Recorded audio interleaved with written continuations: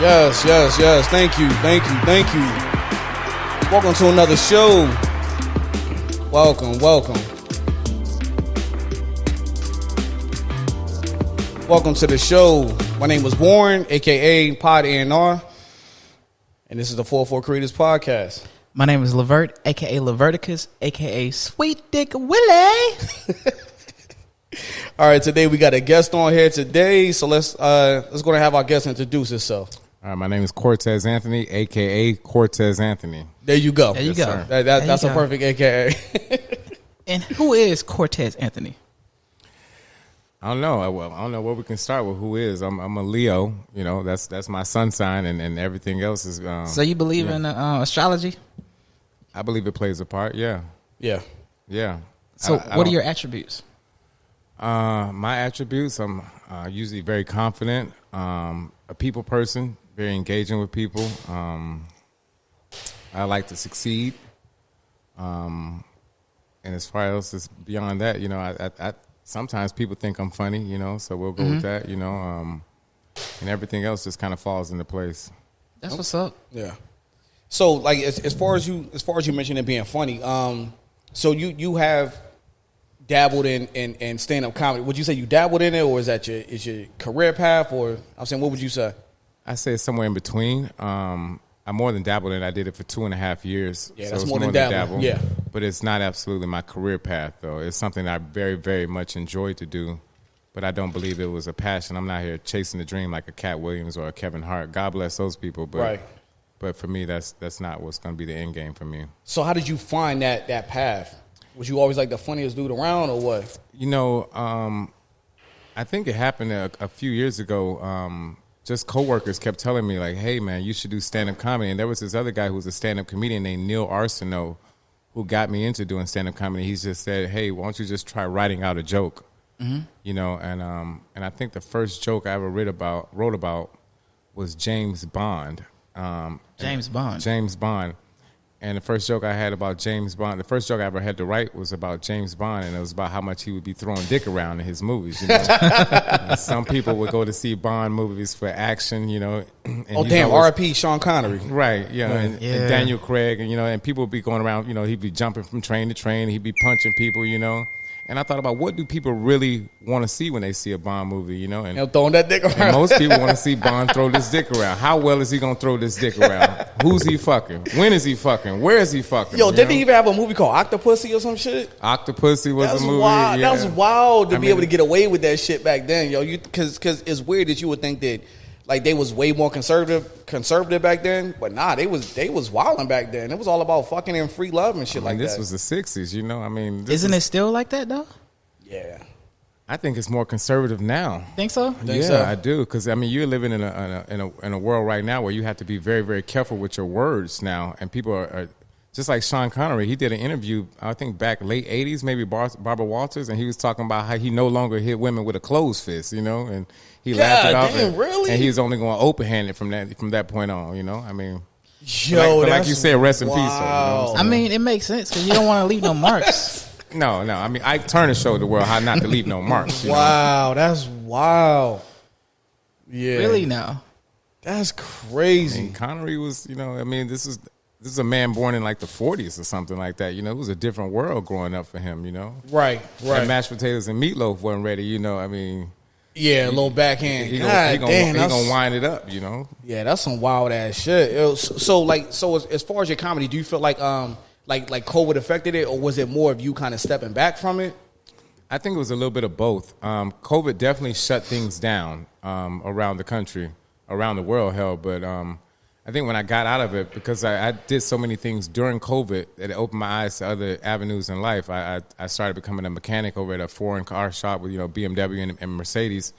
And from that point on, you know, it just didn't seem like too many things were funny at the start of COVID, you know? And I became a little bit disengaged. Even though I still write jokes right now, I still have a tablet full of material that's ready to go. But I also realized during that time, this is not my passion. You know, my passion was to be entrepreneurial, it was be able to move and motivate people. It was be able to do something for my community. And don't get me wrong, comedians can do that in a lot of ways. I like comedy because it helps people think in a way that they might not be thinking before. That's why comedians like Dave Chappelle are so popular because not only can he make you laugh, but he can really make you think. Right. And that's something I always enjoyed about it, but it's also not my passion. Mm-hmm. But there's a lot of people out here doing things in this world, doing professions that they are not passionate about. I'm blessed and lucky enough to fortunate. I don't have any children or anything like that to rely on for food, but so you can chase what you want to chase. I can chase what I want to chase when I want to chase it. You know, right? That's dope. That's dope, and it's just good to like really know yourself and really know that you personally, children would actually hold you back. Having a whole bunch of responsibilities and people depend on you will hold you back, and it wouldn't give you the opportunity to like really try to figure out what you want to do. Because I don't think people find themselves at 30 like society says they supposed to. You find yourself when you find yourself, and if at 40 you still trying to figure out what the fuck you want to do, that's all good too, and that needs to be normalized. As long as you're not broke as hell while you're doing it, yes, yeah, you can do that. Yeah, I mean, yeah, you definitely still got to support yourself, right? But, you still got to be able to support yourself, but I mean, dreams never die, right? You can be 40, 50 years old. People I know who started companies at 60 years old, and you find your passion in life and what it is you're supposed to be doing. There's no limit. A lot of people think that you're supposed to have life defined and figured out by a certain age, but the universe just doesn't work that way. Yeah. It just doesn't work this way. Look at this great podcast. I mean, I'm sure you probably have days where you wish, man, if we would have started this 5 years ago, we'd have blown up. But exactly, it wasn't your time. It wasn't your time at the time. In due time. Yeah, in due time. Because it's like it's crazy. Because I mean, I'm chasing something now. I'll be 40 in a couple months, and I'm just now trying to chase like being a creative. Like Levert, he been a creative for like years or whatever. Like, and you doing your comedy, you've been doing that. But like me, I'm just now trying to get into this space, and it's like I don't feel like it's too late. Like I know people that started like years ago when they up here now, but it doesn't matter. Like I'm following my path. I can't look at what everybody else is doing. So it's just dope to be able to just follow your dreams no matter like what stage in life you in right now. Man, it's a lot of people who didn't become successful till 45, 50 years old, 55 years old. Right. The world is not going to remember when you started necessarily. The world will remember who you developed to be, who you developed yourself to be. Mm-hmm. And that would be your lasting impression on the world. Right. It's not going to be about what age you started things at. Hell, we all wish that we were the kid who can know that he wants to be an astronaut from the time he was 8 and he chases that dream and he does it. But that's just not. It's just not that common. Yeah. It's just not that common that does happen. Life is a journey. You're gonna go through a lot of phases of things that you like to do, events that you like to do. Your personality is gonna be changing every 6 to 7 years. Right. Things that you like and to experience, and you gotta allow yourself that grace to be able to go through life and navigate it through that way. True, absolutely. That is some dope gems that you just said. I'm going through that shit right now, just trying to figure out. Kind of like just trying to recalibrate my life. Mm-hmm. Like recently got let go from my job, whatever. So it's like I'm out here, but I'm gravitating more to being creative and pretty much honing in like the gifts I've been given instead of just burying them. Instead of just working a 9 to 5 and like just clocking in and clocking out, checking emails all day, but it's nothing I'm really passionate about. I want to be passionate about and chase my dreams instead of just being like somebody else and just clocking in and clocking out. Yeah. So everything that you just said, I could definitely relate to. Man, the clock in, clock out game is, I mean, you're fortunate enough. I don't believe you have children either, right? I mean, I won't say children hold you back, but they definitely can have the ability to hold you down and keep you grounded. And sometimes grounded is what some people need, and it's not what other people need. Yeah. But I think oftentimes it's like dealing with other people. People will tell you as things that are a reflection of how they feel inside. So they be telling you like, oh, you should go get this 9 to 5, do this and do that. I'm like, but that's not really what I want to do right now. I'm like on a self-discovery. Like, there's shit that I've been kind of procrastinating about and holding out for because I felt like I should just play it safe. But I'm tired of playing it safe because, like, people died this year and they wasn't able to live out their dreams, but I'm still here. Right. Yeah. So why not live out my dreams? And it's crazy because COVID kind of gave me a little bit more free time to like work from home and start trying to focus on things on it. Like it started trying to allow me to turn like my dreams into like start manifesting that shit. It's like, I got a whole lot more free time being at home. It's just like now I can start working on different things and start being more creative and actually starting to support other creatives and just put things in play that me and you've been talking about for years. Yeah. It's like now it's like really trying to it's time to really start manifesting that type of shit. Y'all ever been locked up? Nah. COVID is like being locked up. I mean, have you been locked up? Yes, I have. How many times have you been locked up? More times than I would care to discuss on this podcast. But I'm going to let you know that when you're isolated and when you're restricting yourself from the rest of the world, it does give you time to think, what do I really want to do? who am I? Right. You know, what do I really want to pursue going forward? You know, that's why if you have the best conversations with a nigga in jail, you know what I'm saying? He got time to express his thoughts. He done thought on some things. It's a reset button. It's a reset button. And it's always about what you are when you're coming out of there. You know, every nigga in jail gonna call this girl and be like, baby, I want to marry you. You know what I'm saying? I just want to love you. I want to be there for you and the kids. And then he get out, he be banging everything in the streets. Right. You know? But the intentions of what he was thinking about, those are pure intentions, you know. Right. But sometimes we're not always set for how the world is going to hit us. So you get out, you have this plan, and you think, okay, this is what I'm going to do. I'm going to do this, going to do this, going to do this.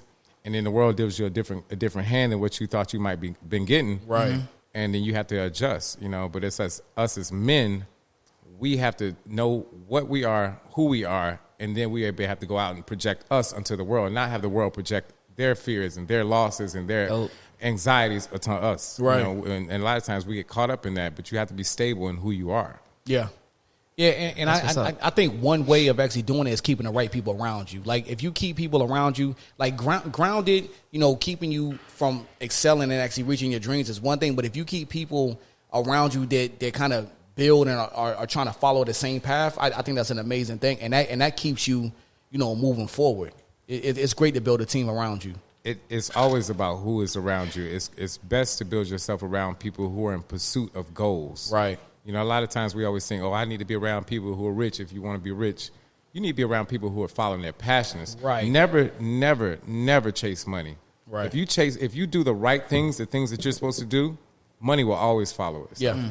You never chase those type of things. Never chase things that you can't control. But if you surround yourself with passionate people who are seeking out their purpose, ultimately that will you know fall on your footsteps as well. Yeah, because honestly, like you Levert, being a creative and me being around you, even though I didn't know exactly what I wanted to do to follow a creative lane, just me asking like, how can I support your shit? Like, okay, you got this going on. What do you need? Like, what type of help do you need in order to support you as a creative?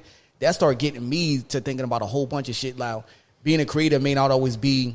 It may not be my direct path, but supporting creators may be something that actually helps me get my foot in the door and figure out exactly what I want to do.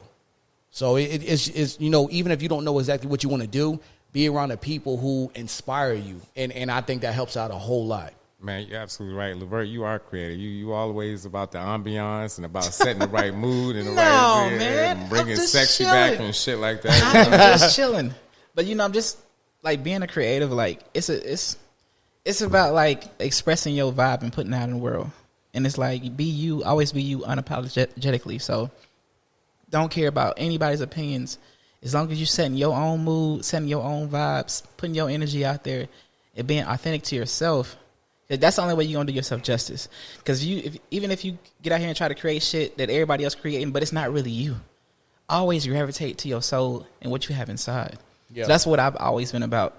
And I think I learned that like at an early age, because I was like, I'm out here, but I felt like I was just different than everybody else.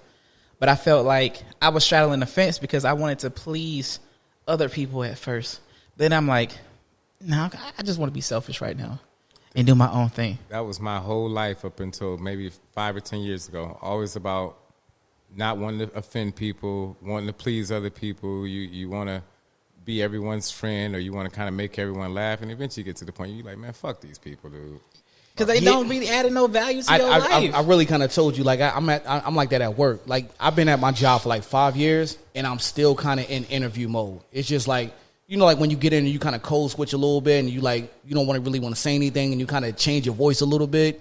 Hello, my name is Warren. Yeah. I'm just now starting to use my real voice at work, and it's just like it feels more comfortable, especially like, you know, during COVID, I'm at home more, so I'm more myself.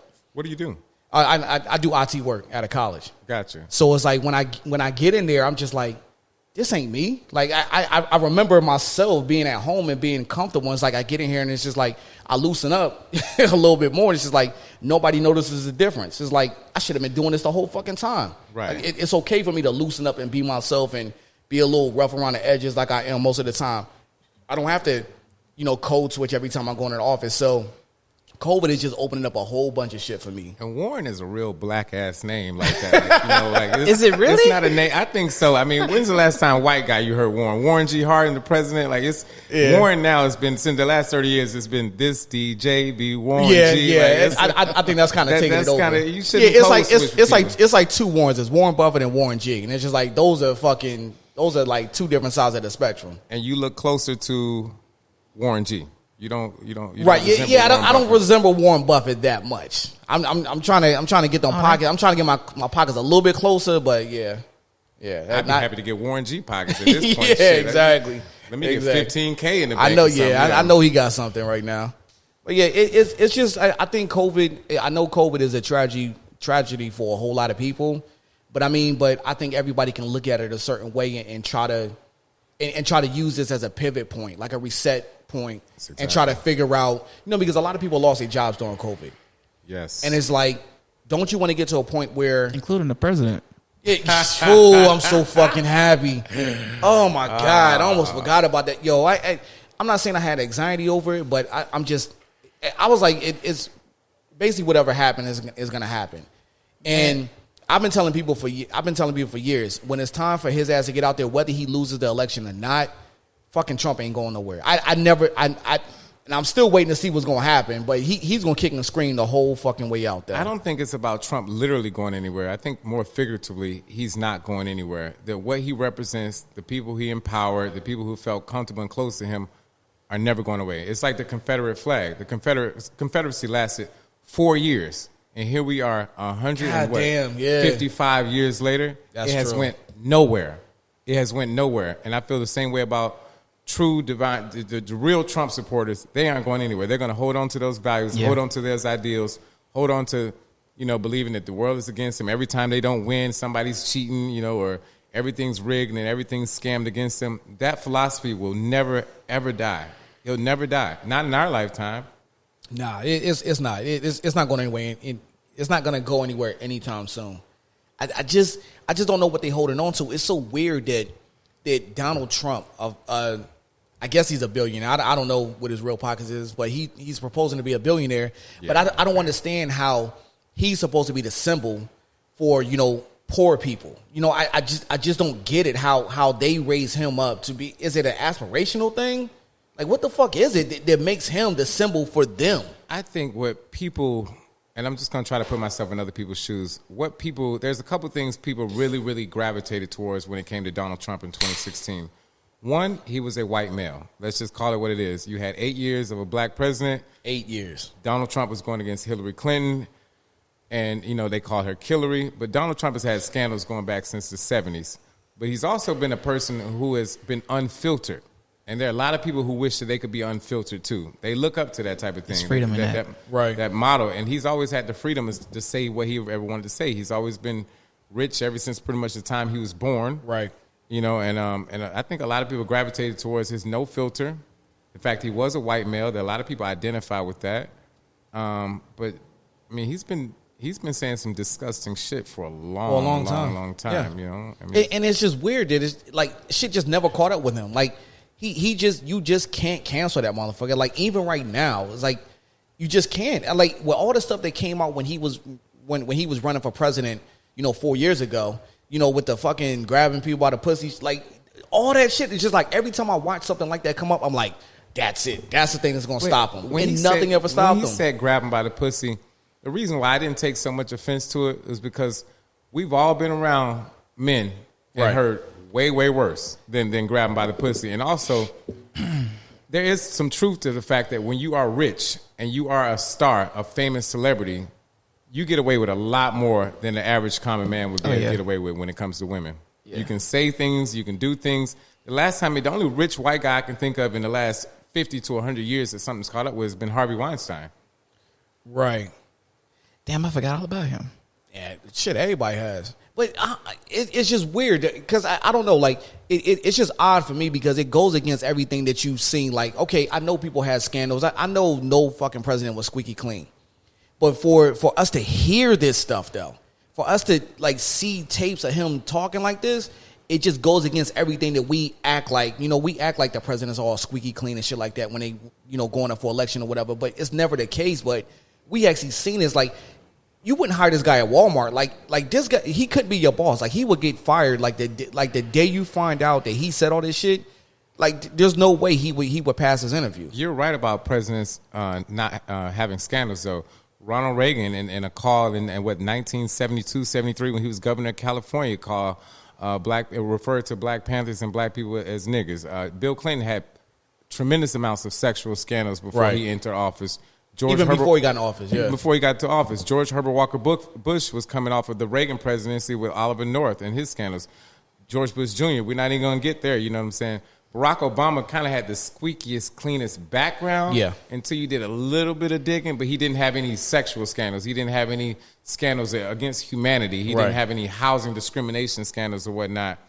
And that's what kind of made him so much of a target, is that people really want to dig and say, they want to dig. Where's that birth certificate at Barack? Where is this at Barack? Where is this? Because they know in their heart of hearts, this nigga hiding something. They had to reach. They was reaching hard. Yeah, and Trump's got an investigator still in Hawaii. He still ain't came up with nothing. He's never gonna let that shit go. No, of course not. Why would he let it go? I think they were so adamant of trying to find some shit on Barack because they was doing some shit in the closet, and they was like, "Shit, this motherfucker can't be as that fucking clean because I'm dirty as fuck." Absolutely, that's what it is. You always want to point fingers at somebody else when you know your shit ain't. We see people as a reflection of who we are through the world. The prism in which we see people is usually a reflection of how we feel about ourselves. Absolutely. That's why some people look for the good in people, and other people are like, I know something's wrong with him. I see the evil in him, because they know what in their heart of hearts what lies beneath the surface. Yeah, absolutely. So, I'm saying earlier in the podcast, you talked a little bit more about like being like an entrepreneur. Can you explain like what steps you're making actually to work towards that? Yeah, I think what came to the entrepreneurial sense is I've been watching a lot of videos of Fred Hampton and especially Fidel Castro. And Black Panthers and Fidel Castro are very similar. They both wanted to do for their people. Black Panthers, a lot of people don't know, started the Women, Infants, and Children, the WIC program. Right. Most people don't know that they did that. The community breakfast program, community feeding breakfast kids. programs. Yeah. They the reason why the open carry is not even allowed in California to this day is Ronald Reagan and the NRA stopped the open carry because of the Black Panthers arming themselves. So I thought to myself, what is the best way that I can affect positive change on people? And the number one effect that you can have is you need money. You just need money. You can only make so much impact on this world being poor. Right. And so entrepreneurial sense brought me to that working over the summer. Like I said, at the shop, it brought me to a lot of ways of how you can get money. And so I decided I wanted to open up my own company. I started a trucking and logistics company. I start here in a couple of weeks for truck driving school.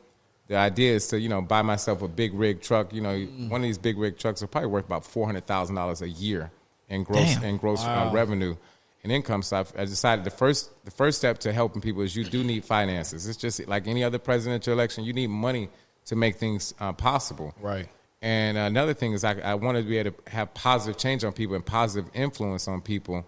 And entrepreneurs are the ones who are changing the world. Right. I mean, the biggest changes in the world that you see are usually people who have influences of money. Yeah, absolutely. It makes the world go round. So, like, as far as the trucking company, are you going to be the one driving, or is it going to be like a lease type of thing or whatever? No, I believe the first year I would be the one driving. See, it's hard to find drivers for trucks right now. That's why there's a reason why it's like a 200,000 person shortage on truck drivers. First of all, you got to find a driver who ain't on drugs, ain't doing no crack, cocaine, methamphetamines, or can piss clean. Right. And secondly, do you have alcohol problems and abuse? Do you have accidents problems and abuse? And then you got to trust these people. So I believe the first year it would be me driving and operating the truck or whatnot. You got to deal with insurance as well. You don't know if what they're doing behind the wheel. Right. A lot of people are different people when they think no one is looking. Absolutely. But after that, you have to filter through some things. But I guess I'll cross that bridge when I come to it. But yes, initially I would be the one driving. So you want them squeaky clean? Like you don't want everybody got a little bit of something. I mean, but that's a huge investment. I mean, you want it as squeaky as possible. You want them to be functional?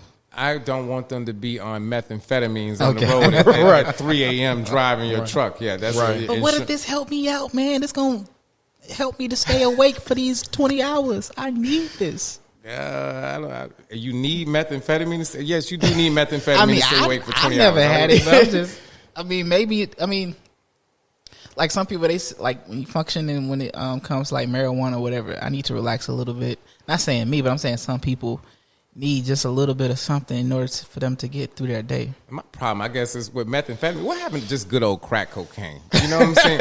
Like, what happened? Like, I lived out west in Arizona, and the first thing that just blew my mind was tweakers. That's what they call people who smoke methamphetamines. Crackheads will go on a 3 to 5 day binge. You know, they might sleep off for a day or two. Mm-hmm. But I mean, have you ever heard a motherfucker sleep like no sleep for 3 weeks in a row? Yeah, that's that person that's driving your shit. truck. Yeah, no sleep in 2 weeks.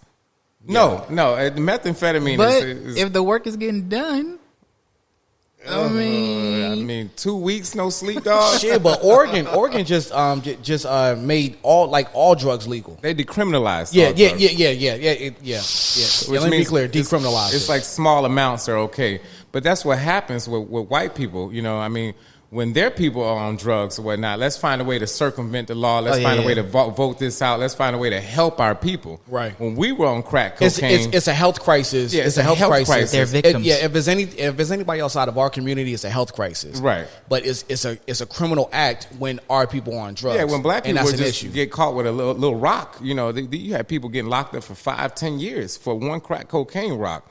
And that It was a war on drugs at that the time. same amount is actually going to be legal in like a whole lot of states. And it's like, I think they should retroactively like change the sentences and stuff like that. If you locked up for like small amounts or whatever, all them motherfuckers should get released and they record should be cleared. Slowly but surely they're doing that. I think California was the first one to do retroactively releasing people from charges. I know Michigan, myself, I have a felony charge in marijuana. I had a white boy that set me up to sell weed to an undercover cop. And now I'm finding out that all marijuana-related charges from even back then are going to have to be expunged. Okay. And I think that program starts in like March or April. So is that something that you have to apply for, or that's just? I think it's like a $50 fee that you're going to have to. You obviously got to make yourself known that you did have this felony or whatnot. Yeah, and that you pay this fee or whatnot, and then of course it will be worked off of the book and off the statutes for so long. Yeah. So is that something that would have came off anyway, or no? No. Oh, because it's a felony. It wouldn't. It's a felony. It will stay on your record forever. Right. And even when you're expunged, it doesn't. You know, it takes it away from private records. But it's still, if I couldn't go to the FBI or something like that and be like, hey, I want a job now. Like, you know, they would be able to dig that type of stuff up and deny you. But at least when I'm dealing with private companies or trying to access my rights to have a gun again, those things might not come up, you know what I mean? Those things are very important. Yeah, and a gun obviously is very important with today's climate right now. You know, everybody wants to feel safe. Even though my biggest dream, I will say this, and it might be kind of fucked up, but I've always wanted to stab a nigga, like just really I've always, because stabbing is so personal. You know what I'm saying? You get in there, you twist that knife, you let it. He just be sleep like I ain't fucking with you right now, dog. Like I just gut a nigga, just hold that nigga, hold that right there. You know what I'm saying? Shit. Stabbing to me. Just be like Michael Myers. He just walk around in a jumpsuit, just ready to. You've heard of people who wouldn't be like, man, I want to bust a champagne bottle over a nigga head. Like, no, I've always literally wanted to have an excuse and a valid reason to just straight up stab. Yo, you sound like my dad. Yo, like, hey, I remember being young, and my dad was like, I just wonder what it feel like to snap somebody's neck. I'm like, damn. I'm like, damn. Okay, Pop. Man, I get it, man. I get it. People will take you there. People that shit hereditary? I don't think I thought about shit like that. I never dreamed of shooting a nigga. I've never dreamed one time of like, man, let me blast this nigga. No, because anytime somebody ever took me to the point of being that upset, yeah, I've always wanted to stab a motherfucker. You know what I mean? Just get in there with a serrated blade and just get in there and twist around. Shooting this, any nigga can shoot a gun. Now, if you're gonna do it, make sure you mask on because you don't want to catch COVID while you stabbing. Right. You got to stab. Yeah, put some gloves the on. H95 mask. Yeah, you want to be able to say. Got to have the proper PPE. Right, the proper protection. Yeah. You got to have the proper protection when you stab a nigga. But you got to have that mask on because blood be splattering. You want to have your goggles, your whole COVID lens and everything. You know, you don't want to catch COVID. But man, I think that would be a feel-good story indeed.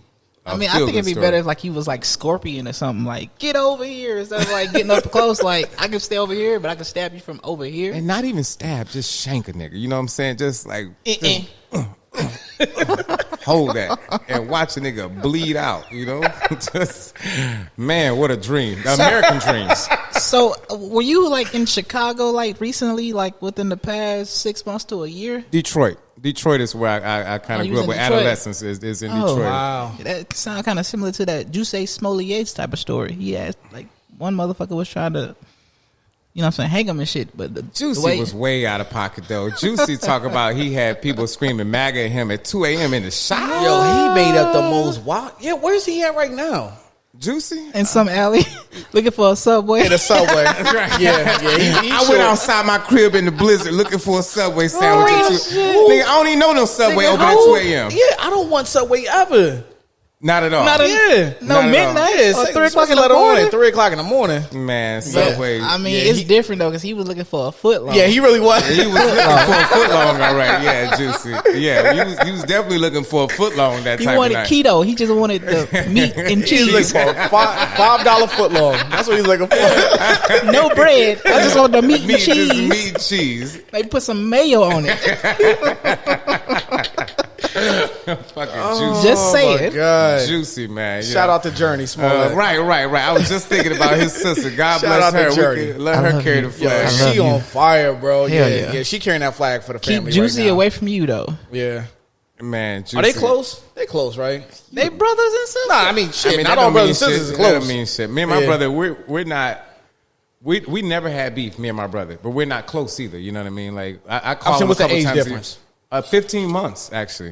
Just Really? about 15 months. We've never had beef. Me and my brother have never had these heated, inflamed arguments or these passionate arguments. Never, not one time.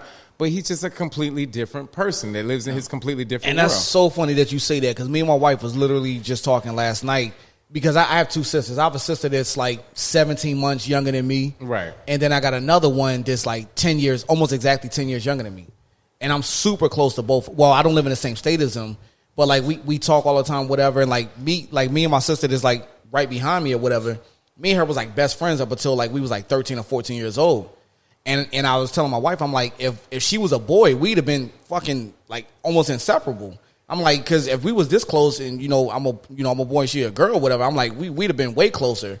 But you're saying 15 months apart, it's just like y'all still not really that. I mean, it's not like we y'all stayed in the same room till we were 18. You know, we never had no money like that, so Right. we had shared the same room, but we're just completely different personalities. You know, Wow. and I let him do his thing. I mean, I went to his wedding, obviously, and me and him are connected in that way.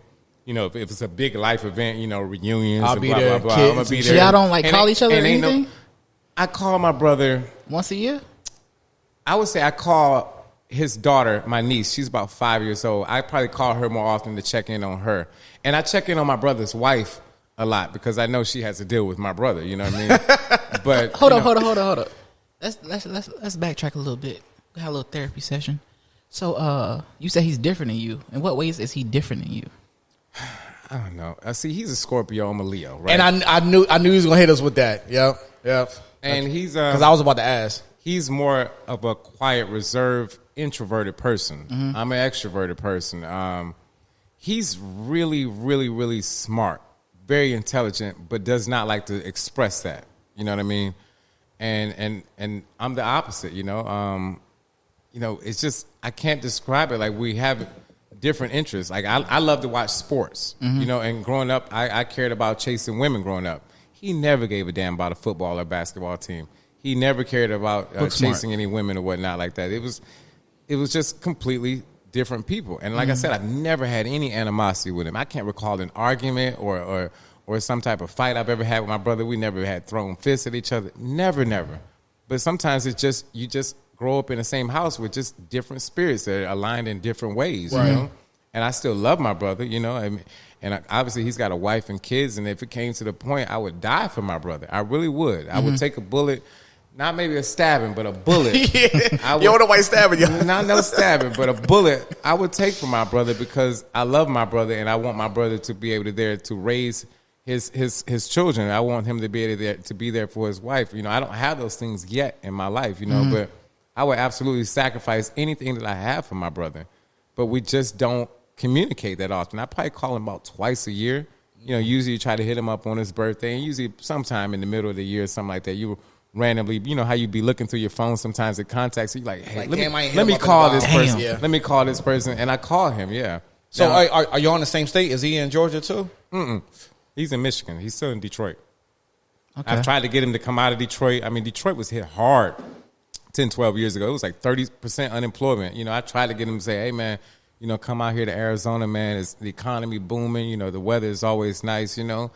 But, you know, people want to do what they want to do. And I can't hold that against him, Yeah. you know. And that's his life path that he's taking, you know. And I'm not going to love him any different than that, you know. Right. And sometimes it just is what it is between you and another person. It's just not everybody's meant to be intertwined like that throughout life, you know. But you got to check in on people like that. Yeah, you can't Yeah. grow up in the same household and meet completely different people. You absolutely can. You can Yeah. just Yeah, I mean, I got 2 brothers, 2 sisters. It's 5 of us. I mean, everybody's different. But I think, I mean, with my dad, But y'all close though. yeah, we all close. We Zoom probably every other day. damn. Yeah, that's close. We got like a family text. You know what I'm saying? Then we got a sibling text. Yeah, see, I'll FaceTime her every once in a while, but like I'm bad. Like my baby sister's like she's super busy. She got 2 kids. My other sister, she's more like my older sister, the one younger than me. She's like more of an introvert. Yeah. So it's like she's way better now, but it's like she'll change her phone like her phone number like once every like couple months or whatever. Who's So she it's- running from? Right. Like, who you running from? Like, who you running from? She just gets in a mood. She just don't want to be bothered. Like you just can't reach her. You just gotta wait for her to come to you. So like she just one of them type of people. LeBron, you spoke on something that I think one of my biggest pet peeves, something I loathe in What's this that? world, is group text. What the worst really? situation is, like I had a cat a few days ago, you know, he sends me a flyer basically through text messages about his birthday. And I'm like, oh, okay, you know, cool. I'll be there at the address. You know what I'm saying? All of a sudden, like, you look away from your phone, you got 10 messages from other people that have seen the same flyer. You like, who are these niggas? It ain't got shit to Exactly. do with you. I hate being All you involved see is in just group numbers. texts. Numbers. Yeah. And it's like, who are these? Please Yeah. take my name off this motherfucking list right now. I hate But group it text used to be messages. a way where they can send it to you directly, and it wouldn't like you wouldn't see everybody else shit or whatever. It'd be like individual messages. Some reason I can't like nobody else knows that option or whatever. Well, I think it depends on if you on a Android or yeah, iPhone. Yeah, well, on Android that shit used to be like it used to be able to do that. Android is like an orgy. iPhone Yeah, is I like you think can he go to the had. meeting room. I think he had an Android and was texting me, and I'm like, man, I hate group text messages, man. The first thing, and once I realized it's group text, I don't care if everybody else see that message. Please take me out this fucking group chat No, I right say now. it too. Please, right there, please. They holding you hostage. Yeah, you holding me hostage. I don't know these niggas. I really don't Your shit know going these off niggas. all day. Bling, bling, bling, bling, bling. Yeah, You gotta nobody wanna hear that silence your shit. phone. Every number that come through, you gotta block that shit. You're like, why do I gotta silence my phone because you sending me some crazy shit on a group? Yeah, Group That's text fucked up. is That's why I can never do an orgy or do like a threesome or a foursome. You lying? You lying? No, because I don't like to share. So okay, Agreed, yeah. I got some experience. I've been in 2 polyamorous relationships with 2 women. Now, when you say you can never do a threesome or a fourth, that means that you can never have another set a swinging dick there, right? Is that what you're talking about? Like Dave Chappelle say, in my imagination, in my dreams, there's only one dick, and it's mine. Of course. Yeah, okay, You know yeah, what I'm saying? yeah. No, Okay, no. I Hey, get what I you're think saying. everybody's on board with that. Yeah, everybody's. Yeah, I mean, but you know, like having multiple women, that's a fucking job, man. I won't say it's a job. This is so how it started out the first time for me. I think I was 21 at the time, and I met one girl, and then I met the other girl who was happened to be her cousin. And I think Oh, keep it in the family. Okay. the first sexual experience I had was with both of them at the same time. So it wasn't like Dang. Lucky You knocked it out the bastard. park. You hit a double on the first time at bat, huh? I did well for myself at that time. Yeah, I would say that. Is it a job? I think things only become a job when you don't enjoy it. You know, if it and eventually. What about emotions? Yeah, balancing 2 personalities and shit. Unless they only wanted you for one thing. It has to be the right dynamic between the 3 people because it won't feel like a job because each emotion, people can't come at you. You can only handle one emotion at a time. So who set this up? Who approached who? Like how did this come about? It was like, you know what I'm saying, one pussy on my face and the other pussy on my dick, and then we just rotate. I will give them. I will list them by zodiac sign so we can follow this a little bit better. I met the girl; she was a Gemini, right? Okay. I met her at a party in college. It's freakazoids. And the other girl was a Scorpio. Oh, And, bro, and you so- lucky bastard. And so I met the Gemini first, and then I met the Scorpio, and then I think we're all kicking it or whatnot, and then that happened. And these are the cousins, or they were cousins. Yeah. Okay. They were cousins, and it just So it never felt like a real responsibility, like that. It just Were it never cousins? felt Were like, they scissoring? No. is this was this their first time having like some type of relationship like must have that? been distant even cousins. if they had told me yes or told me no, I wouldn't have believed them either way. Okay. I just wasn't in that spirit to believe nobody either way. You know how girls like, oh, this, you lucky I'm doing this. I don't know what Right, to do this for right. nobody. You're like, oh, okay. Right. Right. Oh, okay, whatever. I never sucked a dick in my life. Like, yeah. Right. And then she circumcised your shit. Yeah, it never felt like a responsibility. I will tell you the wildest thing that came about that is eventually you gravitate towards one more than the other. But I was so fucking low down at the time. So I eventually gravitated towards the Scorpio, right? And then me and her decided, okay, after 8 months. Y'all kicked the Gemini out? Right. Listen, me and her decided we were going to gravitate towards one another, and we kind of just formed our own relationship. But I was so terrible that I started fucking the Gemini behind her back, even though I didn't even have to, because at that time in my mind, it was more of a thrill to just do some low down shit at the time than it was to have it like that. To just keep it regular. To just keep it regular. But I'm saying, did y'all have like a conversation that we just gonna form our own relationship, or yeah, did we it just did. happen? We like did. that? We did. It's like y'all formed an alliance, like did. on some Survivor shit. We did. We did. But okay, did y'all tell the Gemini that y'all were doing this? Yes. I mean, everybody was grown at the time. Yeah. That Gemini though, that pussy, you don't never just step out. You got to come back eventually. It was I mean, it was terrible. Man, I was terrible at 21 because I didn't start having sex till I was 20. You know what I'm saying? So at 21, it was just a lot going through my mind with hormones and emotions. I was a virgin almost until 20, and so it's just the Scorpio go to the store and all of a sudden, yeah. I mean, we doing that like in 10, 15 minutes or whatnot. Why is it like when it's a secret? It's like It's better. Your blood boils, man. Your blood boils, man. It's just it's that. you turned on even more, like because it's a secret, like. But if it's regular, it's like it was some powerful niggatry that was happening at that time. Powerful, powerful, potent niggatry. And that's what I was at 21. So what happened? Like eventually, I'm sure everybody caught on. Yes and no. What? How did that end up ending? Yeah.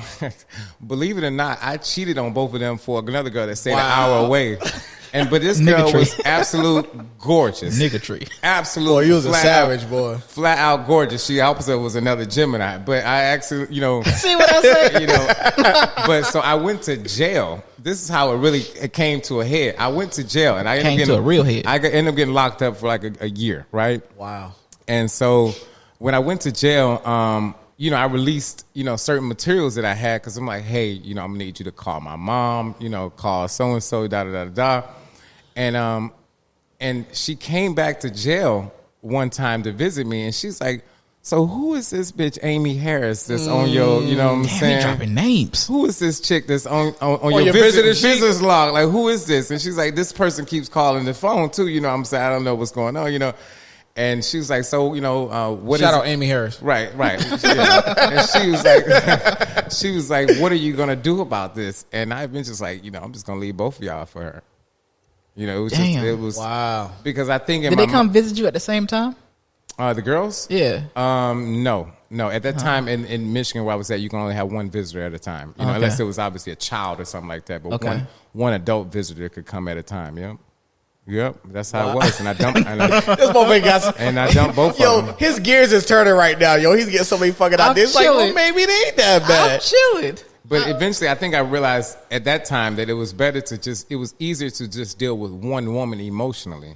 Yeah. At that time. And it didn't stop me from the second time it happening, but I'm saying at that time, I realized it was easier to just deal with one woman. And love is a powerful thing. That was the first time that I actually, you know, I had dated and I had puppy love and everything like that. But that was the first time my heart felt in sync with somebody. You know what I mean? That was a Scorpio. No, that was the Gemini that I cheated on them with. That girl, my heart felt in sync with that woman. I had met her before I met those two girls. I will say that. Okay. And when I met her, you know, we were kind of both in a relationship or whatnot.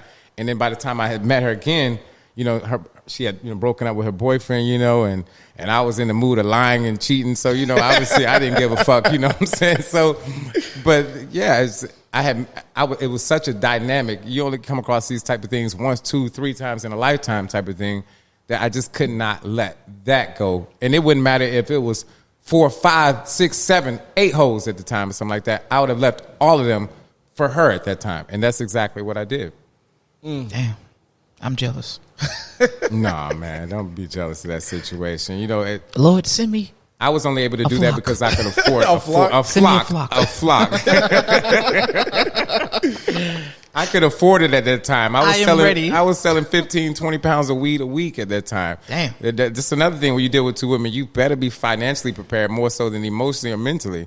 Because you're going to have to, you know, I mean, that's 2 women. That's why I see how motherfuckers be married to like 2 different women and shit like that. It's just that seems like way too. Which one of y'all gonna make me breakfast this morning? Man, I've heard some stories, you know, about, you know, truck drivers, you know, or like having families in 2 different. families in 2 different states. I thought you were talking about them and black people who are on lizards. the road traveling salesmen and da. You know, 2 different families. I think that's way more. Like, how the hell you pull off 2 different Get a families? whole family, not and a 2 lady, but a family, dog. kids and everything. Kids and everything in both different states. It's just a timeshare. That's a time God share.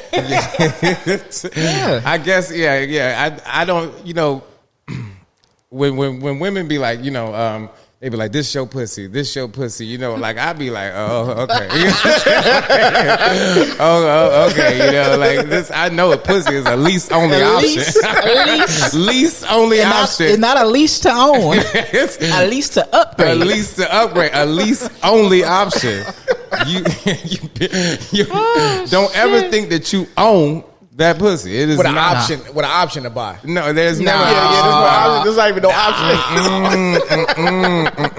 Says no option. Everything is conditional, bro. He looking for a salvage title. Right. Shit, I ain't look for nothing. I'm good. I'm good. Hell nah. Salvage title. The wheels rotate. I can ride it. Right. Alternator good, starter good. Training might need some fluid or something, but you know, I'm riding. This I'm out motherfucker, here. he not going to the fucking dealer. He got to get up under there and fix it his damn self. Nah, I'm good. Oil leaking and shit.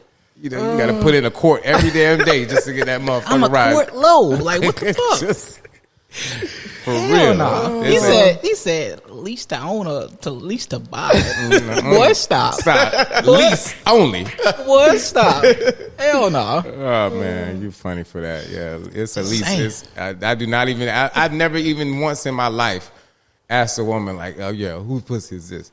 Never. I've never been. don't hear that. When you grow up in Detroit and you get educated by some of the rudest niggas that's ever lived, I've learned to never ever. I've never ever asked whose pussy is this. Come to the realization, like, come on, bro, like, it's not yours. It's just your turn. It is what it is. Whether it's like a couple minutes, 10 years, 20 years, eventually the lease is up. And you move on. Hey, you got to do what you got to do.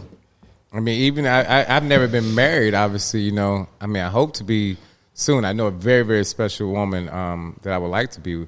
But Does she know that you exist? yeah, she knows this. But You had this discussion? Yes. Okay.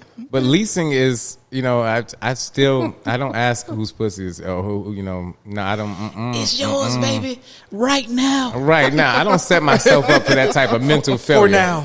For now, yeah. You got a time limit. I'm good for about 100 pumps. Yeah, 100 pumps, 100,000 miles, whatever it is. No. You better get your 100 pumps in because that engine is about to break down. I don't like to be disappointed. So you talked about being in Detroit, and you said Arizona. Yeah, but I grew up in Alabama till I was about 11 or 12, and then I moved to Detroit, and that's where the miseducation happens because you're dealing with street niggas who teaching you about women and about, you know, girls going up through your adolescence, and they're teaching you all the wrong things. One of the worst things I ever heard a nigga tell me was that, man, no woman is going to love you until she fears you. Oh shit! Really? Man. And I remember thinking at the time, I was like, that's so fucked up that you would say that. You know what I mean? And then the years passed, and I always went back to that conversation he told me, and I was like, You might be right. maybe he's right. And I'm not talking about fear in the sense of Ike and Tina Turner, like Respect. fear of slapping or fear of physical beating. No, fear can come in many forms. A woman who feels like no other woman is going to want you, will she really ever love you? No. Will she ever truly cherish you if she knows that no other woman wants your ass? Nope. Right. She's the only option. She like, There must be I'm not saying a healthy, all relationships, all respect, even between parents and children, with friends, there should be a healthy fear amongst each other. Maybe it's not the word fear, it's more respect though. They can go hand in hand. If you don't fear something in any degree whatsoever, it is harder and harder, I realize, to truly respect it. Fear of loss one of the things you're talking about? Fear of losing that person? Are you talking about like because I'm trying to figure out what the fear is. So what happens when you meet a person and you know you can do whatever the fuck you want to do and there's no consequences of them ever leaving you? No consequences. You're not going to respect them. And if you don't respect them, then it's not possible for you to love them. Right. There must be a healthy fear. And I'm not talking about beating somebody or anything like that. But if there's not a fear of consequence for your decisions and your actions towards them, that makes sense. Then you will never ever love them. Now, the dude who told you that, is that what he meant, or is that what you kind of made out of what he said to you? You know, I really don't know what he meant at the time. He meant slap a bitch. And because my mind wasn't that developed at that point. Remember, I told you I had started having sex real late. You know what I mean? And my mind wasn't developed to know if he meant like, beating a woman or nothing like that. I can't put that on him. But all I know is he said if she doesn't have a fear of you, and I realized that's every relationship. With your parents growing up, you had a fear. Your love is rooted sometimes in fear. Yeah. And you had a fear that, if you didn't do what your mom or your dad said, that they're gonna beat your ass right now, or they're gonna take away some privileges you have. Some type of repercussions. There's some kind of repercussions that you have or whatnot, and that fear is instilled in you. If there's no fear, like I said, whatsoever, if there's no fear of consequences, you will never ever have the ability to love that person because you won't respect it. I think even when I grew up, like me and my brothers and sisters, like, yeah, that was a fear for my dad, but it was more like a respect factor. Like he gave us a certain look, and we know we got to straighten up. You know what I'm saying? It wasn't like he was going to abuse us. But if you didn't, what would happen now? Right. The foot would be dropped off in your ass. Yeah. Or he would take away privileges, ground you. You wouldn't be able to go out and hang out with your friends. You wouldn't be able to go out and do some of the things that you like to do. Yeah. So it's like, let me listen to my father. Let me listen to my mother. And later on in life, then you realize, it was for my best interest that they were trying to tell me to, hey, do this first, go do your homework, and then go hang out with your friends or something like that. Yeah. There has to be some semblance of fear. And I do not mean that in the perspective of beating or physical violence. I never condone that with somebody.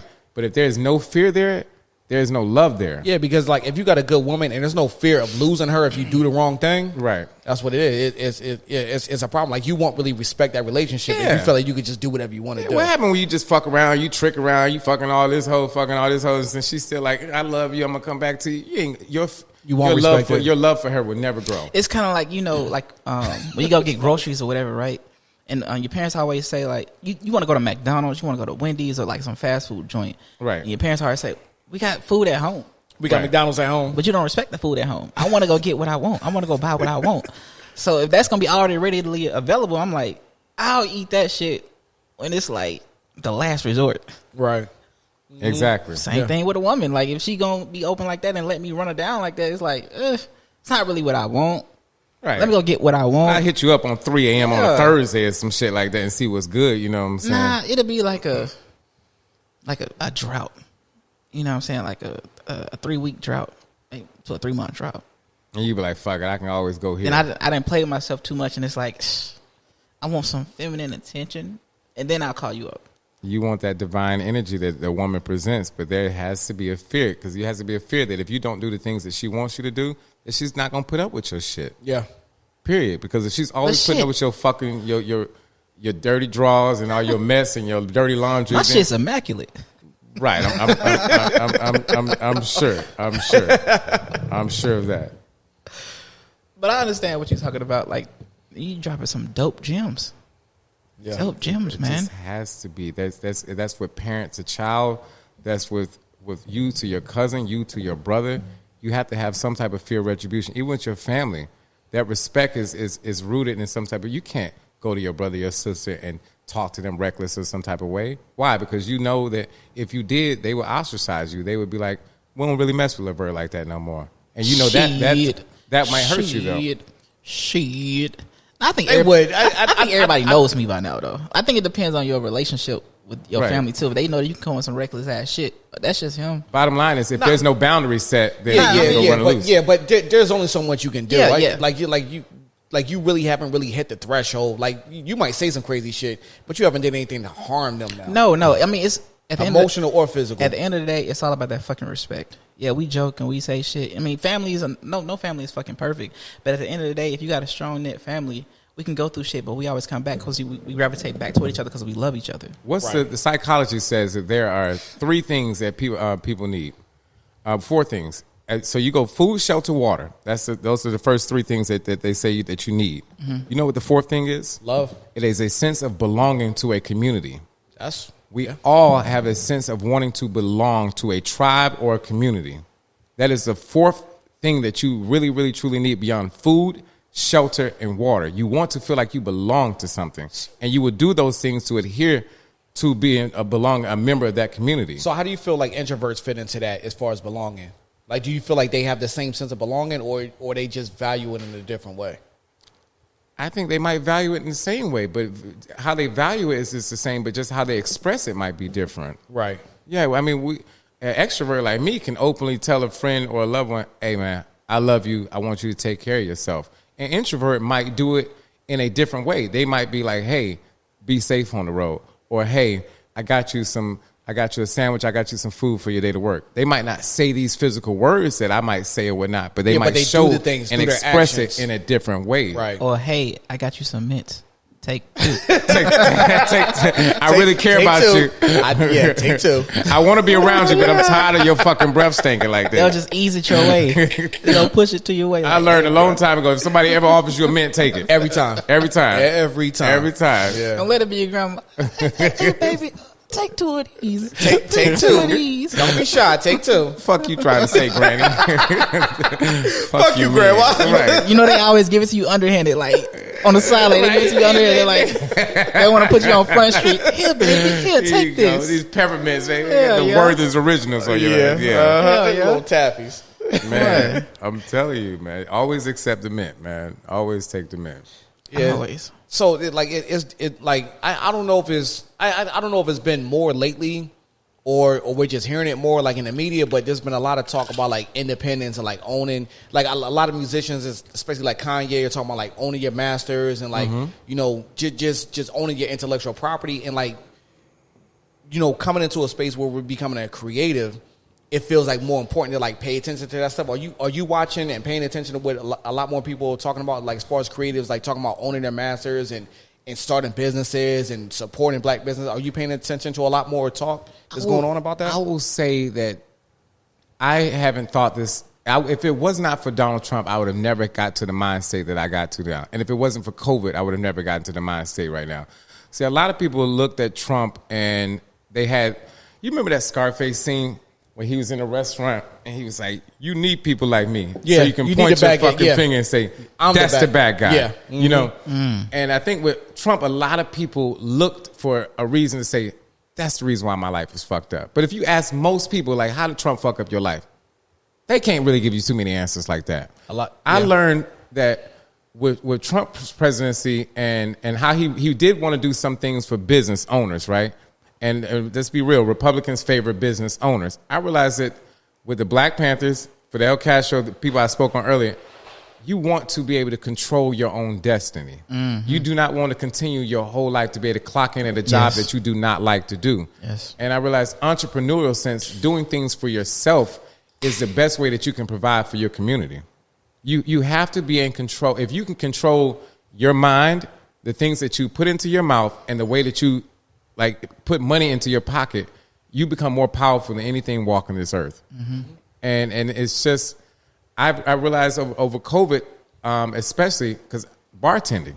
You know, they did the restaurant shut down, you know, for, you know, a few weeks or months or whatever. You know, some places still have never come back open or whatnot. And that's I sad, realized, yeah.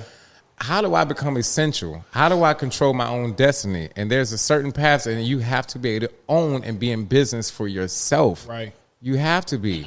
And if that's one thing that this world has been like the last 4 years, I learned for myself is that you want to control your own destiny as much as possible. You do not want to put your fate in the hands of other people. Right.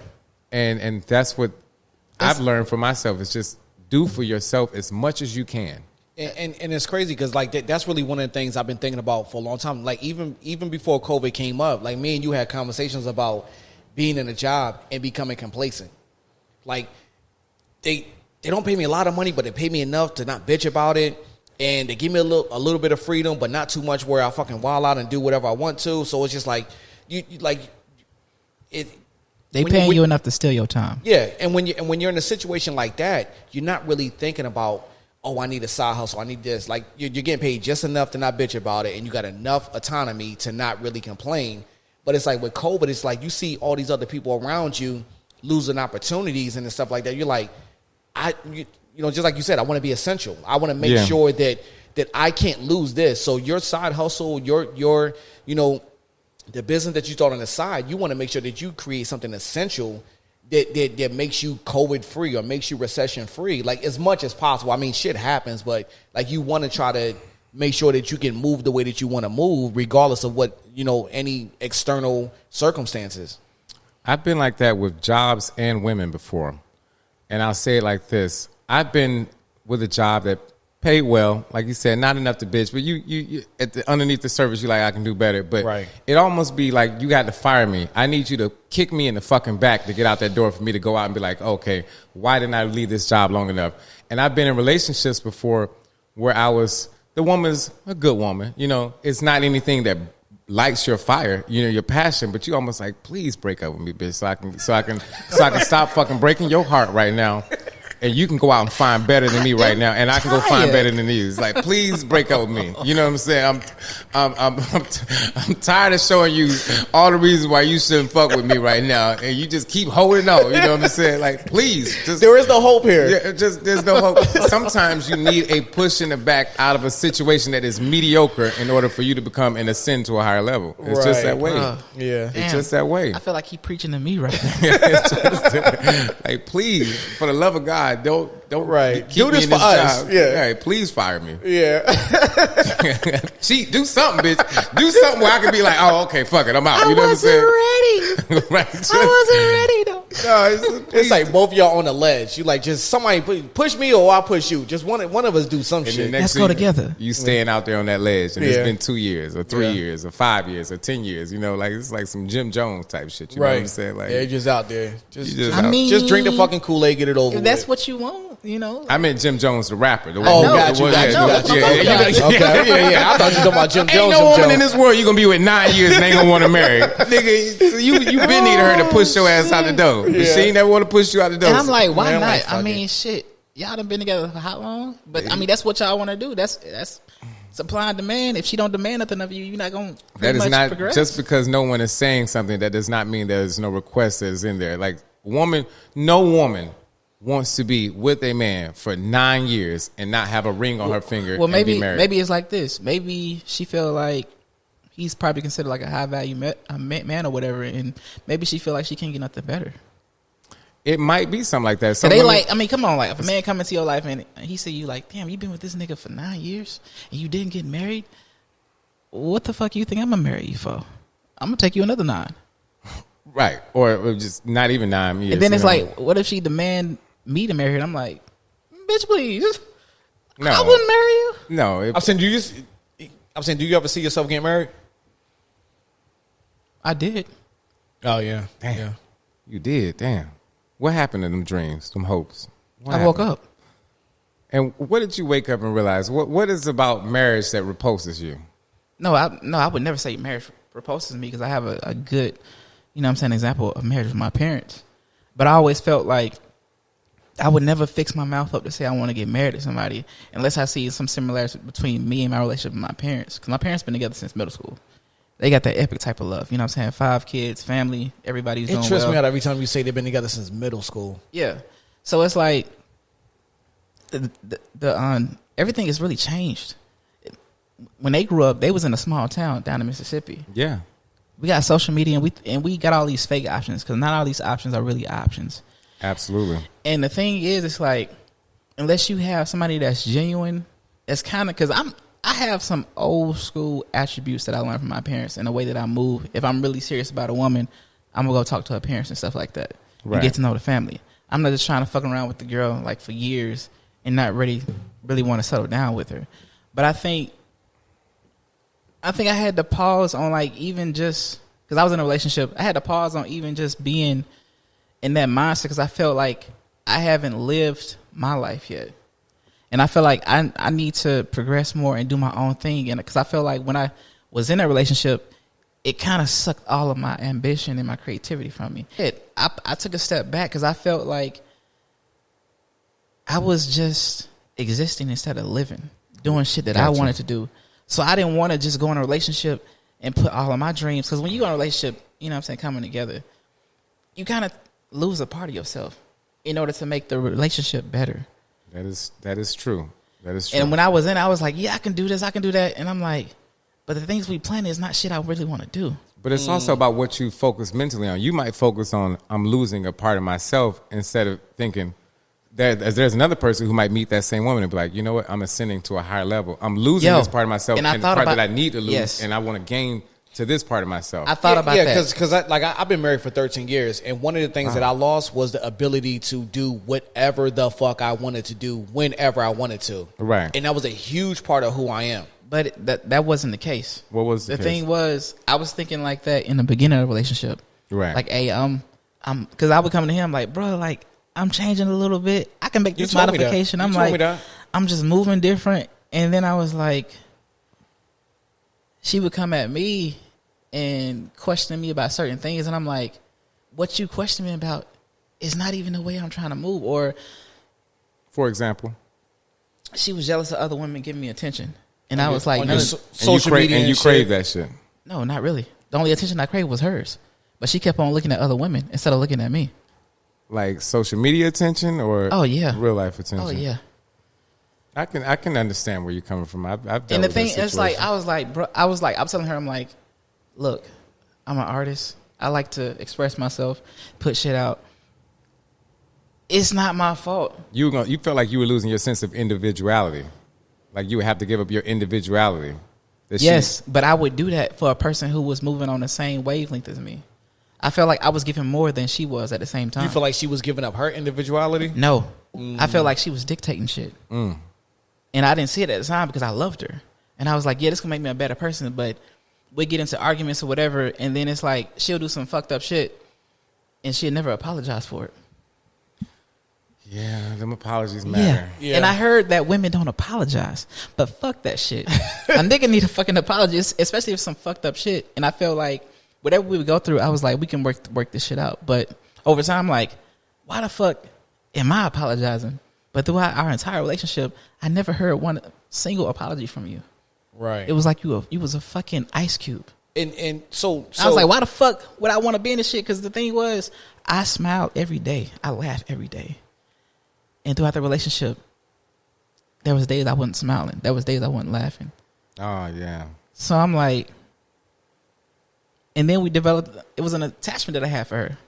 Because we was together, you know what I'm saying, fucking around and shit, like attached to her spirit and shit. Like attachment or like a codependency? Could have been a little bit of both. Yeah. Yeah, because like I don't want to tell too much of your story or whatever. I want you to do that. So, I mean, but there was a sense of vulnerability that you would have had to have. Oh, yeah. In order to, because. Oh, yeah. I mean, you could talk more about that than I can. It was vulnerability. Like, the thing was, I was a man, like, I'm an emotional person, but when it comes to dealing with women or whatever, I would always keep my emotions in check. And then she'd be like, nah, I'm your girl, you know what I'm saying? You come to me for anything and shit like that. We just have our conversations. And then I felt like... Were you that ice cube that you accused her of being? No. I let it out. Okay. It was like one night we was talking about, I was like, I'm going to show you... And did that make you uncomfortable? No. For the first time? I'm going to show you who the fuck who I really am. I gave you my light side and my dark side, my insecurities and shit like that. Like that's who I am. And I was like, how does that make you feel? And she was like, I'm a little scared, but we can deal with it, whatever. I'm like, I was just like an open wound because I felt like within that relationship, I wanted to give my all, and I don't want to have like shit held back for anything. And I was like really genuine in it. But then as soon as she didn't get exactly what she wanted, ghost, cut off, all that shit. And I'm like, you go from here and then it's like nothing. Damn, that sound hurtful because the last thing, she abandoned you. Pretty much. Then I had those issues I was going through, and I was like I still want to like go and talk and have therapy. And really my friends and my family was my therapy. Got in close to my mom and stuff like that, and she was telling me about certain things within her life, and I realized how much of alike me and her are emotionally and stuff like that. So, yeah, bro, I was down for a good minute. Like when COVID hit, and like, Was that girl that you were dating earlier in the year? I Yes. think was this a Capricorn? yes, Oh yeah, I remember. See, I be Yes. reading your posts Yes. and shit. Yeah, that's never Yes. a good match for a Gemini. Yes. Never. yes, and Capricorn- so, fire, bro. Capricorns only love money. bruh. You need a fire sign. And so that shit happened. And the thing, after that shit transpired, I was like, you know what? Let me get back to me. Got you. That shit didn't work out. Back But to I'm- look, the verticus roots, right? Not because I think the next woman, because sometimes the person you're with is actually preparing you for the person you're supposed to be with. Oh, you mean a stepping stone? Hey, it is what it is. Okay, cool. I can tell you things that have happened to me when I was young, but I can't tell you the biggest mistakes I made that was dumb for somebody else. Oh man, what have I done that was dumb as fuck? I think the dumbest thing I ever did was take a girl back who had cheated on me. But I will say this. I cheated on her like several times before. But you know how niggas be. As soon as that pussy get taken, it be like, "What bitch? You know that pussy ain't no good no more." You know. But I had knew then that you don't put in energy that you don't want to receive Yeah. back. And I think that was the dumbest thing I done was give someone that type of energy and expect them to stay loyal as possible. That's probably the dumbest thing I ever did to someone. But I can't think of a situation or scenario where someone's just, long distance is hard enough to work. But the dumbest things, like like nothing's been illogical like that. You know what I mean? Like I've always been kind of level-headed about that. Maybe because I've always been slightly selfish and in tune with just myself, that I'm always an overthinker, about what can be logical, what not. And if it seems even remotely logical, I cut bait real quick, There are some times that love will stick you into a place where you feel like, man, is this going to work or is not going to work? And you just, you go through another day, and you go through another day, and you go through another day. But I won't say those things were just illogical, though. But I've had egg on my face, too, just like anybody. I've been... Everybody my has. first girlfriend, and when I was like 16 and she was 15, right? My best friend was 14 that lived next door to me. My parents, my mom and step-parent, I had curfew in Detroit. You know what I'm saying? I had to be out by the time the street lights came on. I don't know if y'all had that. Yeah, we street had lights the come same. on, you got Yeah, to be in the house. In Philly, it was the same way for me. She did not. And I remember the biggest fucking heartbreak I ever felt was I was coming home from high school one day with the homie or whatnot. We had to transfer to another bus stop. We had the bus stop, or the second bus stop, transferring on the East Warren bus to go back to the east side of Detroit. And he was like, "Hey, man, I got to tell you something." I was like, "What? What's up?" I'm smashing your girl. He was like, "Man, I fucked so-and-so." I was like, "Oh." I don't even want to put her name out here because right now I think she's a great friend. I truly cherish her. He was like, "Man, I fucked so-and-so." I was like, fuck, my heart just went straight to my stomach, dog. Like, That's the worst and you know what feeling. the dumb shit I said? The fucking dumbest shit I said? Good for y'all. Now I was like, what color are her nipples? Why? Because I just didn't want to believe. I just didn't want to believe that just he need had that actually- verification. I just needed some verification that he had did that. And he said, he was like, man, da da da da, fuck her, da da da da da. And I was like so heartbroken at the time. And I think even like 2 to 3 weeks later, because I hadn't had no relationships with women like that at that time. I was super virgin. I was super Christian at that time. I tried to take her back, but then you know, even after like a couple weeks of dealing with her, I was like, I can't do this. Like, because I found out you fuck this nigga next door to my house. I mean, when I say next door, I mean the next fucking house. You know what I'm saying? Like, while I'm over here sleeping at the crib trying to get some good sleep, all this stuff was happening. Oh, she fucked him while you was asleep? Well, I mean, the street lights came on. They were. Oh, so that rule they were only from applied to Detroit. you. They were from Detroit. Like they were from there. We had Like came up from in there. the South. So to move to Detroit, my mother did not want me into the streets late at night like that in the east side of Detroit. East side of Detroit was like RoboCop and shit like back then. It was fucked up. But y'all was that shit together did take together, place, or We were together. I'm talking about sharing headphones, listening to Tyrese and shit like that back in the day. Like it was, you know, we were together. And to this day, I will still say I genuinely love her as a friend now because so- we had so much to get through. But yeah, I'm saying, so how did that make you feel about your homeboy? Like, as far as like guy code, like, wasn't that your first experience You- like with a you guy know code what? and shit? I was friends with him, but you know how it's like certain things chip off and you can never look at a person the same. Like you can still be cool with them because Yep. that was like the only friend I had known at that time. But you know how you look at a motherfucker and things will never be the same? yeah, Things were never, ever the same. Like, I mean, never, ever the same. can't trust him. Yeah. Never, ever the same because it's like, I don't think to this day, I think I forgave her. I forgave her, but I've never forgiven him. I've never forgiven him for Because that. he probably used to been on the footstep, probably at the bottom of y'all while y'all listen to your headphones together. Maybe you never know who's watching. who's lurking and who's watching. But I think I don't think I've ever allowed myself to truly forgive him for that. I forgave her because I was willing to listen to, you know, because she was a virgin just like I was a virgin. At the end of the relationship, I was the only virgin. He had been fucking since he was like 11, you know, Hold up. 10, 11. I'm saying, so He took her virginity. I'm saying, so was she approaching you? No. Or like, oh, Okay. No, that's the craziest thing about it. She had to have sex with like 3 dudes by the time, and I even didn't find out anything. Oh, so She was ripe and for the plucking, you know.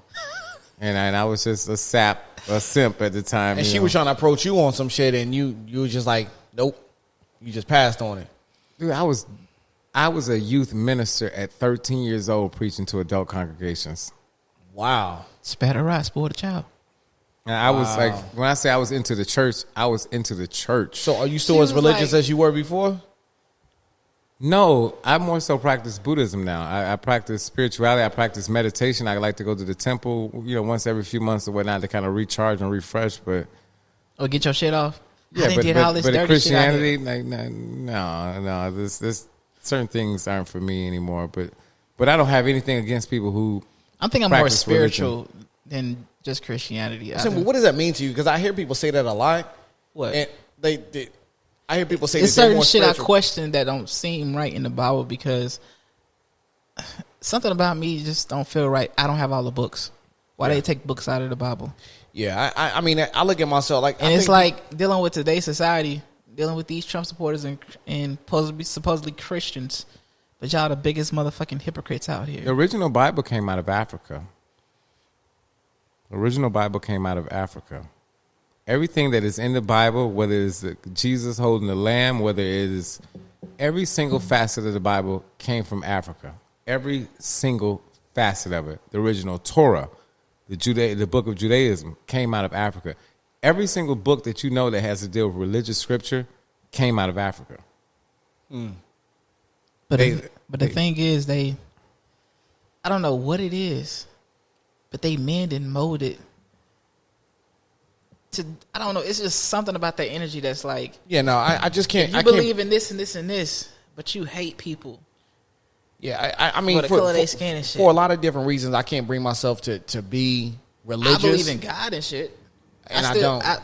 Because even that, I don't know what that Some means. days I don't. Some days I will say this. Some days I believe. How you- I believe there was an all supreme. I don't believe that this came out of nowhere. Some days, right? Like I believe all. When I look at like, and I mainly think of that when I think of wildlife. When I think about the order of the universe. When I think about creatures and lions and wolves and all this other, like I be like something had to create some of this beauty. When I look at hummingbirds, No, be like, I do believe something that. had to create this beauty on earth. But then I think about God, and there's other days I'd be like, man, with all this shit going on, when I think about, forgive me, when I think about some child being kidnapped, and been fucked and tossed off the side of the road, I'd be like, what fucking God would allow this shit? Yeah, and that's my thing. I believe, Let's like, deal with philosophy. I believe that I'm agnostic, and I believe I got the term right. Like, there's something better than us, higher than us, that created us. That I don't understand. Yeah, that I don't understand, but I don't think that there's like that thing, that A governing body. Yeah, it cares about us. Like, I believe it was like a roll of the dice, and it's just like whatever happens, happens. But I do believe in the universe, or like an ant farm. I like, do. I think whatever created us is just like I believe we're a toy. Like we were created by them, or he played with us, God played with us for a little while, and just like it's bored now. We're basically, the whole universe is on autopilot now. I do believe in the universe, and the only reason why I do believe in the universe and a supreme being is because you could say to yourself, you know what, I want to be a basketball coach, right?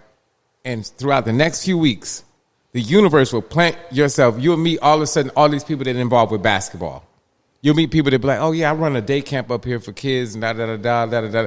If you say something, I know, the universe will set it in forth, and it will also test you to see, do you really want this or not? My life is like that a lot. I don't think it has anything to do with a higher power, but I don't know. It's just weird. Everything that I set my mind to and say I really want to do it and I'm passionate about, things just start happening. But I do believe you're God yourself. I do believe God is in you. Yeah, I believe God is in you. God is in you. God is in you, and it's all about when you cut yourself off from the worldly things. Sometimes, like when I think about people who cut themselves off from drugs, alcohol, and you clear that path, and you can actually see how this third eye that they call this pineal gland or whatnot. You can be more in tune with the universe than other people can be in tune. Like drugs and alcohol kind of block some of these receptors that you have to messages that you're supposed to receive. You know, caffeine and all these things that dilute your body and change it to be out of balance or whatnot. When you're in full balance, I do believe in like spirituality to the point where like monks or something like that, where you can elevate yourself to meditation and be on the highest level. Yeah. I believe heaven is a state of mind. Hell is a state of being. We have all lived through heaven, and mostly we have all lived through hell. Like, I do believe you can control certain aspects of your life, and there's certain things that are out of your control. Well, look at like this. I always tell him, like, the freakiest thing with me that I say is a gift and a curse is that, like, I'm an artist. I like to write poetry and songs and shit like that. But there is stuff that I've written that has come to pass verbatim. Right. And it's like stuff like on Facebook, they're like Facebook memories. Mm-hmm. Shit I wrote like in 2016, 2017, telling me exactly. I think it's a poem called Siren. Siren? Like a police siren? No, like a siren in the ocean. You're talking about like I was saying, you're talking about the women that sing to you. Yeah, the women that sing to you. I never even heard it. How do you spell that? Siren, like SIREN. I ain't spelling shit. Oh, okay. But a siren is basically like the women, like they're almost like mermaids, and they sit on the rocks and they sing to you and get the sailors to crash into rocks and shit like that. Wow, and drown yourself. Yeah. So I wrote this shit fucking years ago, and it was verbatim of like all the emotions and the shit that I like transpired between me and my relationship, and I was like, that's why I'm very careful sometimes about shit I write, because usually I'm just writing my history, right, or writing my future. You know what? And it's kind of like I'm connected to the past, present, and There's future. a part of me that feels like I've lived in the past before this lifetime. There's a part of me that feels present with this lifetime, and there's a part of me that feels like I've seen everything that is yet to come. Yeah. And that's why I also feel like I am God. And I feel like you are God of your universe. You are God of your universe. You have to attach to things that you can control. Like and I feel like the God, heaven and hell lies within inside of you. You do have power to make a lot of your own choices. That's why you can see people who are poor as fuck be extremely happy. And you see people who can be rich as hell be miserable and cold. Because a lot of that stuff is control about how you reflect yourself into the world and how you think about the world. It's about how you accept things. It's what they say, life is 10% of what happens to you, 90% of how you react to it. Mm-hmm. I believe there's a God inside of each and every one of us. And we must control that God. We must be able to, navigate ourselves through the universe. But there is a God. That's like the.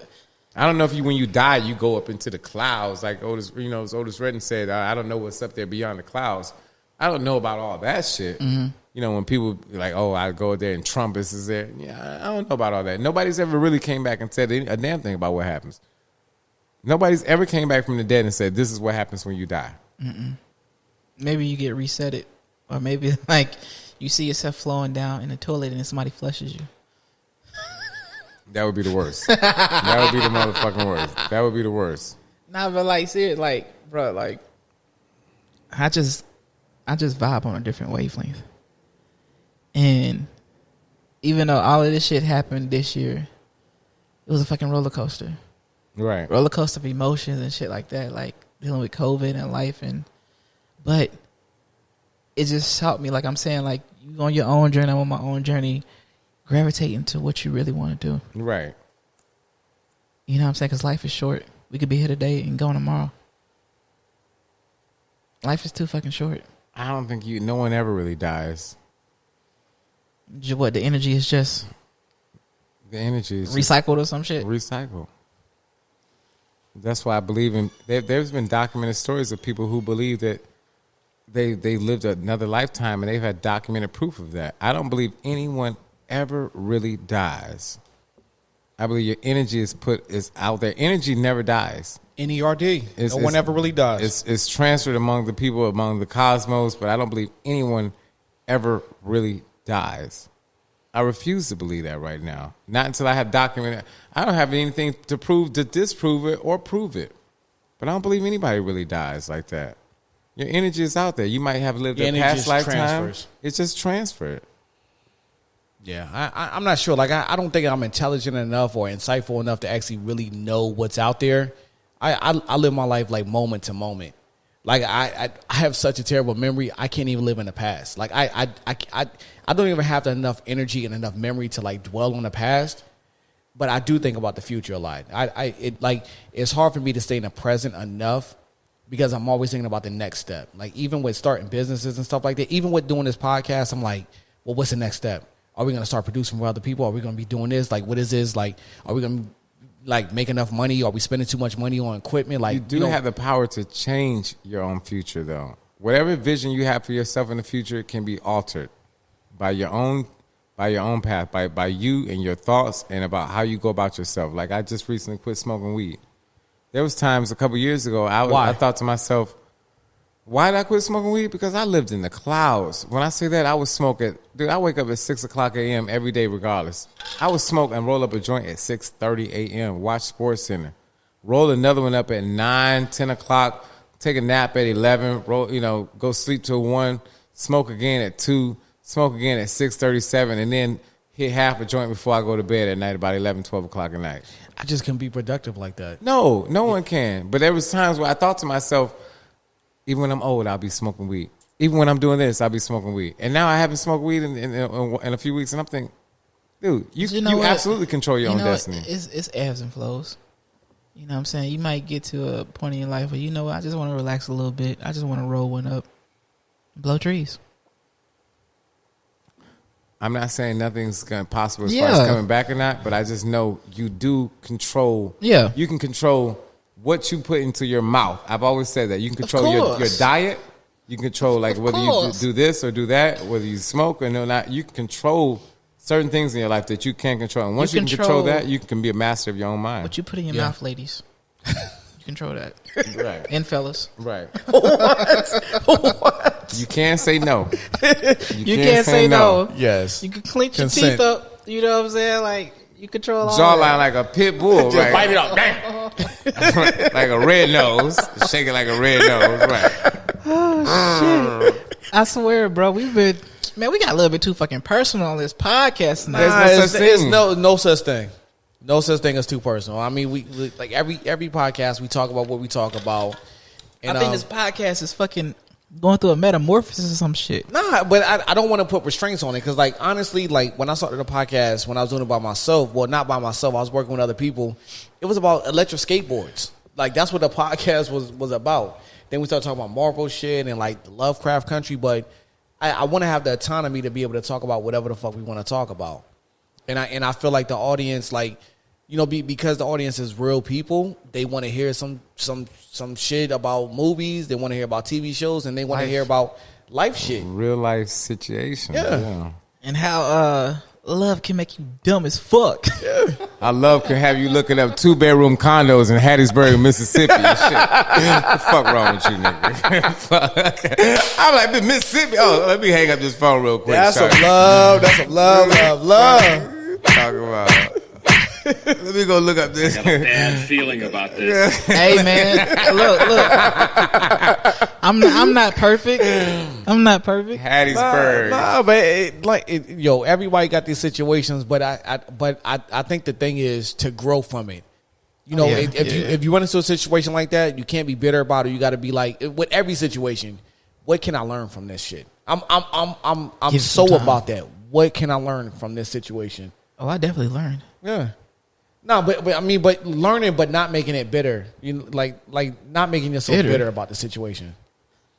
Hey, I'm gonna still get my shit off. Absolutely, right. Absolutely. Fuck that. Yeah, Get it off, man.